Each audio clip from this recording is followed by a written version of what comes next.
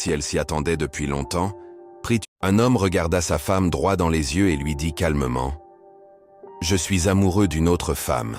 Je veux divorcer. » Sa femme, comme si elle s'y attendait depuis longtemps, prit une profonde inspiration avant de répondre « D'accord, je t'accorderai le divorce mais à une seule condition. Notre fils ne doit pas souffrir de cette séparation brutale. Pendant un mois, je veux que tu me portes chaque soir dans notre chambre avant de dormir. Ensuite, nous divorcerons. » Surpris par cette demande étrange, l'homme hésita. Il la trouva inutile, presque ridicule, mais accepta pour le bien de leur fils. Le premier soir, il prit sa femme dans ses bras sous le regard émerveillé de leur enfant. « Papa porte maman !» s'écria le garçon en riant, pour la première fois depuis longtemps.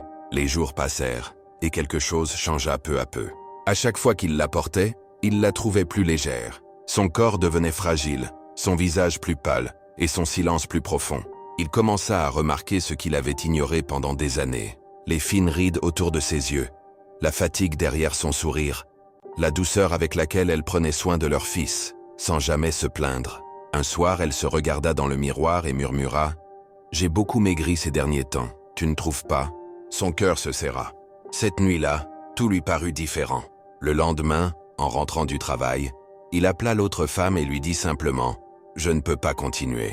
J'ai compris que c'est ma femme que j'aime. » Il acheta ensuite un bouquet de fleurs et écrivit sur la carte « Je te porterai dans mes bras pour le reste de ma vie. » Pressé de rentrer chez lui, il trouva son fils en pleurs dès qu'il franchit la porte. « Papa, maman est dans la chambre, elle ne se réveille pas. » Paniqué, il courut dans la chambre. Elle était allongée, immobile, à côté d'elle, une lettre.